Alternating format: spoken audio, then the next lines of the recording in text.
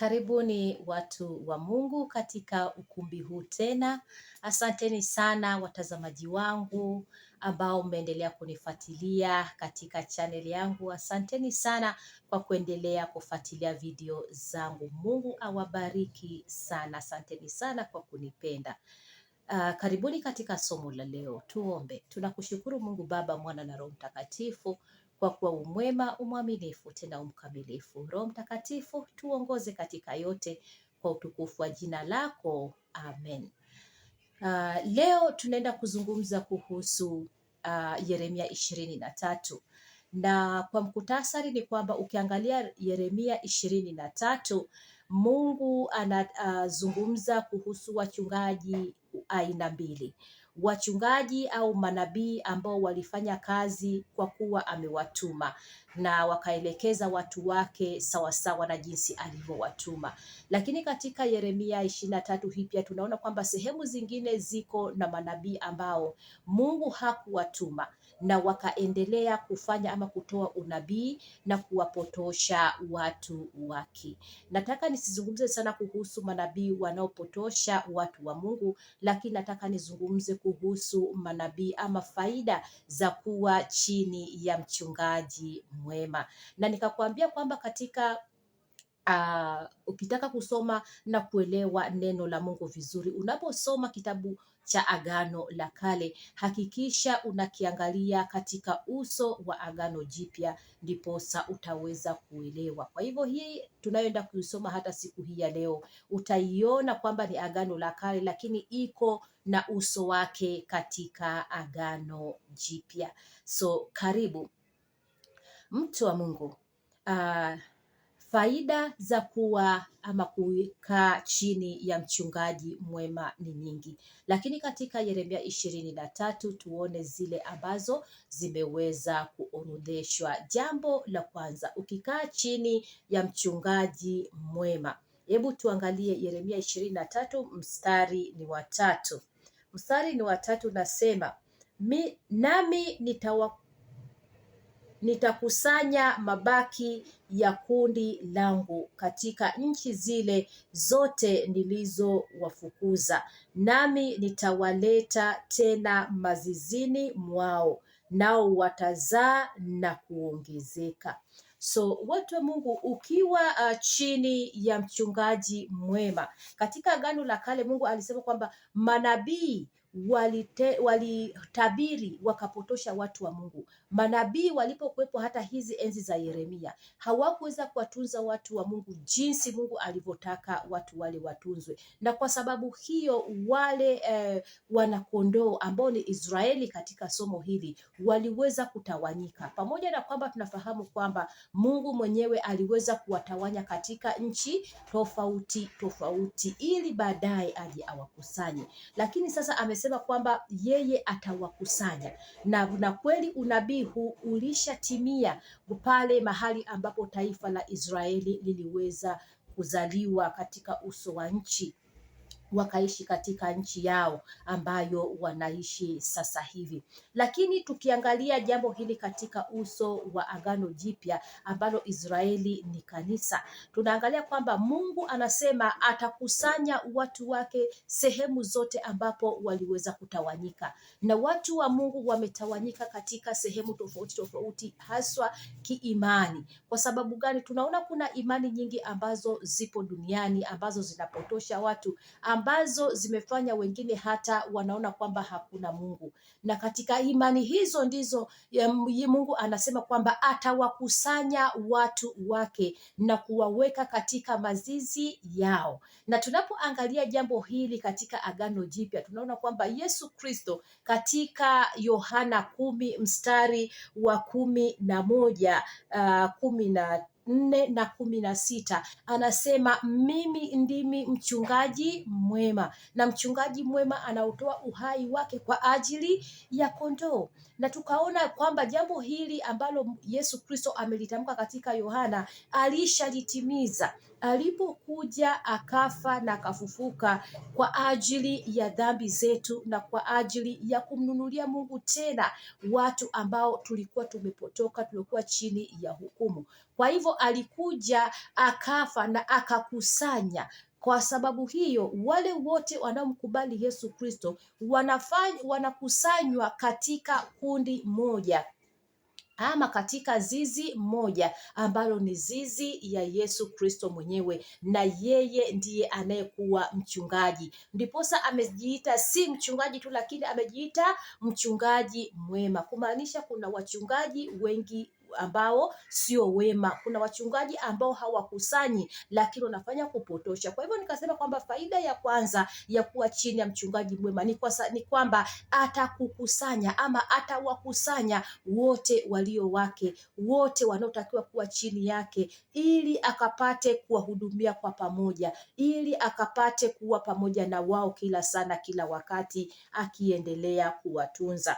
Ukiangalia hili pia tunaona kwamba mchungaji huyu ambaye ni Yesu Kristo ndiposa ametupatia na sisi watumishi wengine huduma hii ambayo tunaifanya kwa ajili ya kuhubiria watu neno la Mungu. So mojawapo ya mambo ambayo utayajua kwamba mtumishi huyu ni mtumishi wa Mungu, ni mtumishi wa kuweza kukusanya watu wa Mungu. Mtumishi wa Mungu hatengi watu kiimani, hata kama watu wako wengine hawajaamini. Mtumishi wa Mungu hakwambii toka katikati yao. Kuna jinsi ya kutoka katikati yao, sio jinsi ambavyo tunaichukulia jinsi ilivyozungumzwa kwamba sasa unaachana nao na unafanya kuwasahau. Lakini kutoka katikati yao ni kwamba hautashiriki mambo yao. Kama ni mzazi wako, utaendelea kumheshimu, utaendelea kufanya yale ambayo anakwambia ufanye kama yanampendeza Mungu. Lakini yale ambayo utatoka katikati yao ni yale ambayo yatakuwa hayampendezi Mungu, hayo ndio utaachana nayo. Kwa hivyo mtumishi wa Mungu ambaye ni wa kweli na ni mchungaji mwema, jambo la kwanza lazima awe anaweza kukusanya kundi la watu wa Mungu. Jambo la pili, anasema kwamba hautakuwa na hofu. Anasema kwamba atakapokuwa amewakusanya hawa watu wake ama kundi hili, anasema katika mstari huo wa 3, anasema nitawaleta mazizini mwao, nao watazaa na kuongezeka. Kwa hivyo jambo la pili ni kwamba chini ya mchungaji mwema unazaa na kuongezeka. Unazaa na kuongezeka. Tukiangalia katika hali hii, inawezekana ni katika idadi, lakini sio idadi tu, kwa sababu kuna idadi kubwa sana wako chini ya wachungaji ambao sio wachungaji wema, lakini wameendelea kuongezeka. Lakini wanaongezeka kinamna gani? Wanaongezeka katika hali yao ya kiroho, nguvu na uweza wao katika kung'amua na kufahamu mambo ya kimungu wetu aliye hai, na sio kimungu tu, kwa sababu kuna upande wa giza pia. Jinsi watu wa Mungu wanavyong'ang'ana kufanya na kumpendeza Mungu na kulitia kundi la Mungu watu ili waendelee kukombolewa, ndivyo hata kundi la adui ama kambi ya adui pia ilivyo na watu wake ama na manabii wake ambao wanaendelea kufanya kazi yake ili kupeleka watu wengi kuondoka katika uongozi wa Mungu aliye hai. Kwa hivyo unapokaa chini ya mchungaji mwema, hakika hautakuwa unadidimia, lakini utakuwa unaongezeka. Utakuwa unaongezeka kimaarifa katika kumjua Mungu. Utakuwa unaongezeka kinguvu katika roho yako ya kuweza kung'amua na kutambua na kukataa mambo yote ambayo ni maovu. Na hayo yote yatakufanya utaongezeka kiroho, utaongezeka katika hali yako hata ya kuwaza, utaongezeka hata katika hali yako ya utendaji na hata katika mwenendo wako. Lakini unapoingia katika kambi ya adui, unakuta kwamba yale mazuri yatakuwa yanachukuliwa, lakini utakuwa unaongezeka katika mambo mabaya. Lakini ukiwa chini ya mchungaji mwema, utakuwa unaongezeka katika mambo mazuri. Na hili pia linaweza likaonekana jinsi ambavyo neno la Mungu limesambaa katika ulimwengu mzima, na jinsi ambavyo neno la Mungu limeendelea kuwaita watu na kuwakuza watu katika njia ambayo iko sahihi. So faida ya tatu ni kwamba hautakuwa na hofu kwa sababu utakuwa salama. Wajua kama uko chini ya ulinzi mwema na umeketi uko salama, hata hofu inaondoka. Wajua huwezi kuongezeka katika hali ambayo inakutia hofu, lakini ukiwa uko katika usalama unakuta kwamba utaweza kuondolewa hofu, na hili tunaliona katika mstari wa 4 ambao unasema, nami nitaweka juu yao wachungaji watakao walisha, wala hawataona hofu tena, wala kufadhaika, wala hawatapotea hata mmoja wao, asema Bwana. So hatutakuwa na hofu. Kwa sababu gani? Mungu mwenyewe ndiye ameweka mchungaji mwema juu yetu. Ndio maana yeyote ambaye ameingia katika zizi la Yesu Kristo, hakika hatakuwa na hofu na wala hatafadhaika na wala hatapotea tena. Majaribu yanaweza yakaja, yatakuwepo, hayakosekani, lakini hautakuwa na hofu. Kwa sababu gani? Unamjua kwamba mchungaji wako unayemwamini ni mshindi. Kama alishinda mauti, kama alishinda majaribu, na hata wewe utaweza kushinda kwa jina la Yesu. Bwana Yesu asifiwe sana. Kwa hivyo anasema kwa sababu yeye ndiye ametupatia mchungaji huyu, wala hatutafadhaika, hatutakuwa na wasiwasi, hatutaona kwa kulemewa. Kwa sababu gani? Tunaye anayetusaidia, yeye anayetubeba. Katika Waibrania anasema kwa kuwa hatuna mchungaji asiyeweza kuchukuana nasi, maana alijaribiwa kama sisi katika kila kitu ama katika kila jambo, kumaanisha kwamba anajua mapungufu yetu, anajua maumivu yetu, anajua vilio vyetu, kwa sababu alitembea kama mwanadamu. Na mojawapo ya sababu kwa nini Mungu alikuja kama mwanadamu ili akae nasi ni ili aweze kuelewa na sisi tuweze kuwa pamoja naye na kujua kwamba hakika tunayemwamini amekuwa pamoja nasi na hata yeye ameyapitia haya. Kwa hivyo tunapoyapitia na kumwamini na kumpelekea, hakika tunakuwa salama.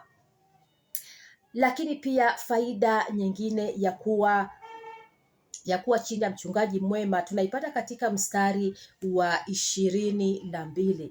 Mstari wa 22 tunaona jambo lingine ambalo tunalipata kwa ajili ya kuwa na mchungaji mwema, ambapo anasema lakini kama wangelisimama katika baraza yangu, ndipo wangeliwasikizisha watu wangu maneno yangu na kuwageuza waziache njia mbaya na uovu na matendo yao. Kwa hivyo faida nyingine ya kuwa chini ya mchungaji mwema ni kwamba atakufanya akusikizishe maneno ya Mungu. Mtumishi wa Mungu ama mchungaji anayehudumu chini ya Yesu Kristo, kazi yake ni moja tu, kukuelekeza wewe kumwangalia Yesu Kristo, ambaye ndiye mwanzilishi na mkamilishaji wa imani yako. Mtumishi wa kweli ama mchungaji wa kweli anapokuwa anakutunza, ni kwamba anakufundisha neno la Mungu uweze kujitegemea na kumtegemea Yesu Kristo, sio kutegemea wewe kama mtumishi. Anakufundisha na kukuelekeza ili umwamini Yesu Kristo na usikie sauti ya Mungu jinsi inavyokusemesha.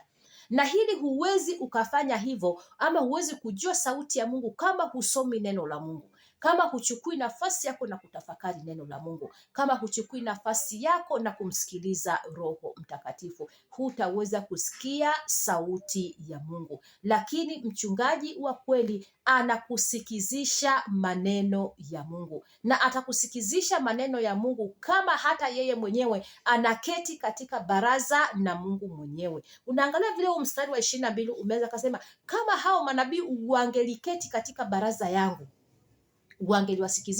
wangewasikizisha watu wangu maneno yangu. Anazungumzia kila nani? Manabii hapo juu, ambao wanawaambia watu kwamba Mungu amesema hata kama we ni mbaya, Mungu atakuhurumia. Yaani watu wanaishi katika madharau, lakini wanasema kwamba Mungu bado anakupenda, Mungu anaendelea kukutetea katika madharau yako. Hao anasema ni manabii wa uongo, lakini wale ambao wanaketi katika baraza ya Mungu hawawezi kukupigia makofi kwa kutenda uovu, hawawezi kukupaka mafuta katika mgongo wa chupa na kukwambia usijali, Mungu anakupenda. Mungu anakupenda ndio, lakini anataka uache uovu ili ukamfuate katika ukamilifu wa moyo. Lakini pia katika neno hilo amesema, wakisikizisha watu maneno yangu, watu wataacha njia zao mbaya na kuacha uovu. Wapendwa watu wa Mungu, ni mchungaji mwema peke yake ambaye anahudumu chini ya uongozi wa Yesu Kristo na Roho Mtakatifu atakaye kwambia kwamba dhambi ni dhambi, lakini hataita dhambi madhaifu.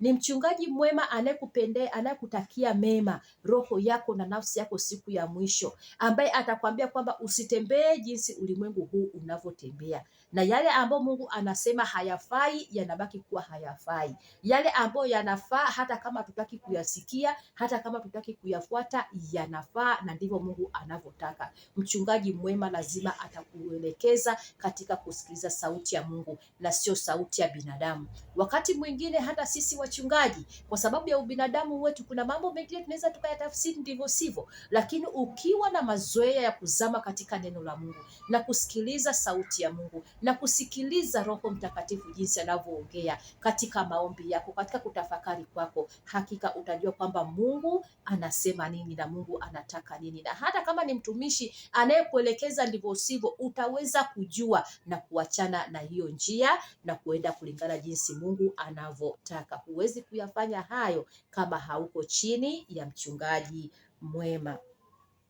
Kwa hivyo hayo yote ni hizo zote ni faida ambazo Mungu anataka tuzipate. Mtu wa Mungu, tunaposema kwamba utafute ama ukae chini ya mchungaji mwema, Mungu mwenyewe ametupatia mchungaji, na Yesu Kristo ndiye amesema yeye ndiye mchungaji, na yeye ni mchungaji ambaye tuna uhusiano na yeye moja kwa moja. Si lazima upitie kwangu mimi ambaye ni mtumishi ndipo nikuelekeze kwa Mungu. Unaweza ukajitafuta ama ukamwendea Mungu moja kwa moja kupitia kwa Yesu Kristo. Ukisoma neno lake na kusikia sauti yake, utaenda na kuwa na mahusiano yako moja kwa moja na Yesu Kristo ambaye ndiye mchungaji mwema. Ukipata mtumishi ambaye atakuelekeza kwa Kristo, pia ni vizuri sana, lakini upende wewe mwenyewe kuwa na mahusiano na huyu mchungaji mwema wewe mwenyewe, tena moja kwa moja. Alishatupa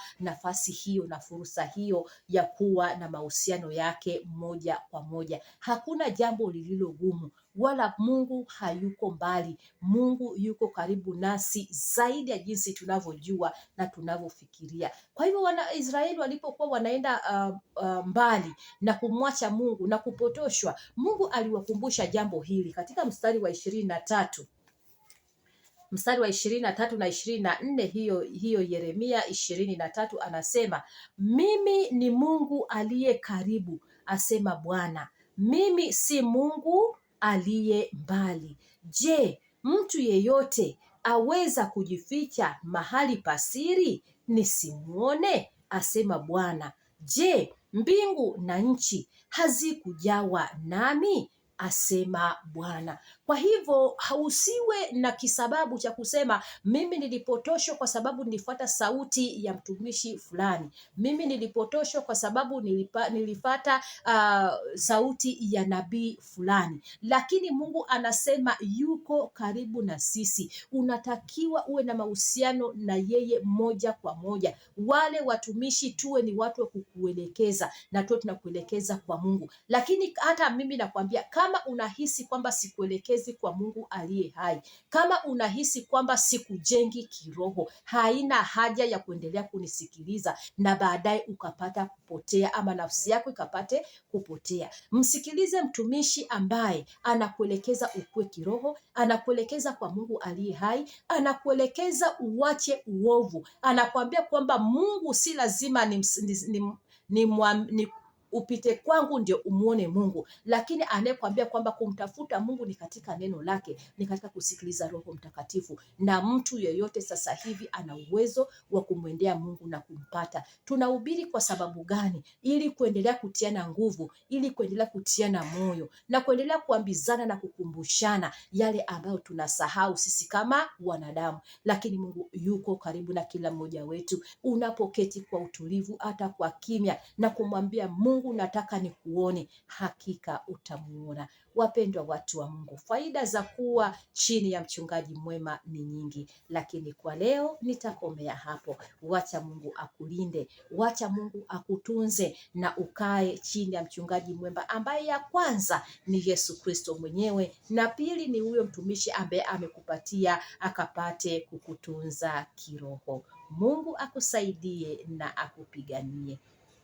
Tunakushukuru Mungu Baba, Mwana na Roho Mtakatifu kwa ajili ya neno hili. Wacha likapate nafasi katika maisha yetu, na kuombea Mungu akutunze, na wacha Yesu Kristo ambaye ni mchungaji mwema, mchungaji wetu sote, akulinde daima milele na milele. Amen. Usisahau kusubscribe, kulike na kushare.